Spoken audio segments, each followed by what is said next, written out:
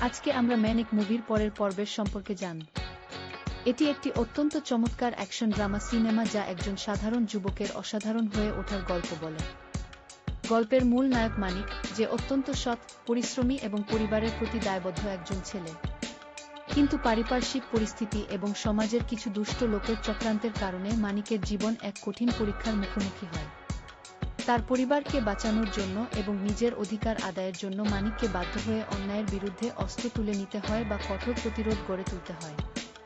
সিনেমার প্রতিটি পর্বে রয়েছে পারিবারিক আবেগ, মিষ্টি প্রেম এবং খলনায়কদের সাথে মানিকের টানটান উত্তেজনাকর লড়াই।